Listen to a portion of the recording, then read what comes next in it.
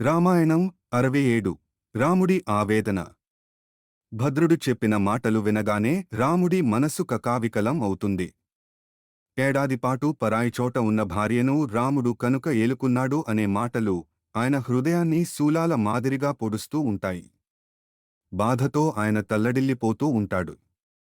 ఆ వ్యక్తి ఏదో తాగేసి అలా మాట్లాడి ఉంటాడని, ఆ మాటలను పట్టించుకోవద్దని భద్రుడు ప్రాధేయపడతాడు. ఆయన ఆజ్ఞను శిరసా వహించడం కోసమే తను ఆ మాటను చెప్పవలసి వచ్చిందని అంటాడు. తనని మన్నించమని కోరతాడు. ఆ మాట అన్నది ఒక వ్యక్తి మాత్రమే కావచ్చు, కాని అది జనంలో నుంచి వచ్చినట్టే లెక్క, అందువలన ఆ మాటను పరిగణనలోకి తీసుకోవలసిన అవసరం ఉంది అని రాముడు అంటాడు. వెంటనే తన సోదరులను తన మందిరానికి పంపించమని చెబుతాడు. ఉన్న పళంగా రమ్మని రాముడు కబురు చేయడంతో వెంటనే ఆయన మందిరానికి లక్ష్మణుడు, భరతుడు, శత్రుఘ్నుడు చేరుకుంటారు. తమని అత్యవసరంగా పిలిపించిన కారణమేమిటని అడుగుతారు. రాముడు అదోలా ఉండటం చూసి ఏం జరిగిందని ఆలోచిస్తుంటారు. భద్రుడి ద్వారా తాను విన్న మాటను సోదరులతో చెబుతాడు రాముడు. ప్రజల నుంచి విమర్శలు ఎదుర్కొంటున్న వ్యక్తి రాజుగా పనికిరాడని చెబుతాడు. అందువలన తాను రాజుగా కొనసాగాలని అనుకోవడం లేదని అంటాడు. ముగ్గురిలో ఎవరైనా ఒకరు సింహాసనం అధిష్ఠించి అయోధ్యను పాలించమని కోరతాడు.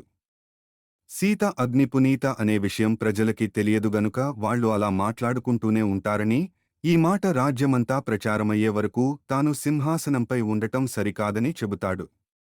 అయోధ్య రాజుగా రాముడే కొనసాగాలని, తమకి అంతటి శక్తి సామర్థ్యాలు లేవని లక్ష్మణ భరత శత్రుఘ్నులు అంటారు. సింహాసనంపై రాముడి లేని అయోధ్యను తాము మళ్లీ చూడాలని అనుకోవడం లేదని చెబుతారు. అందువలన అయోధ్యను, సింహాసనాన్ని త్యజించే ఆలోచన మాత్రం చేయవద్దని కోరతారు. ఎవరో ఏదో అన్నారని ఇంతటి కఠినమైన నిర్ణయం తీసుకోవద్దని అంటారు. రాముడి సేవకులుగా ఉండటమే తమకి ఆనందాన్ని ఇస్తుందని, తమని రాజుగా చేసే ఆలోచన చేయవద్దని చెబుతారు. అయోధ్య సింహాసనాన్ని వదలని క్షణాన తాను తన సీతను వదిలివేయవలసి ఉంటుందనే అభిప్రాయాన్ని రాముడు వ్యక్తం చేస్తాడు. ఆ మాట వినగానే ఆయన ముగ్గురు సోదరులు ఉలిక్కిపడతారు. సీత వ్యక్తిత్వాన్ని సందేహించడం పట్ల ఆవేదన వ్యక్తం చేస్తారు.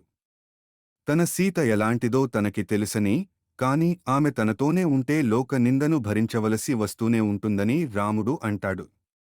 రాజుగా పరిపాలనా పరమైన నిందలు భరించడం వేరు, కాని ఈ నింద తమ వంశాన్ని వెంటాడుతుందనే ఆందోళన వ్యక్తం చేస్తాడు. అందువలన సీతను అడవులలో దింపేసి రమ్మని లక్ష్మణుడిని ఆజ్ఞాపిస్తాడు.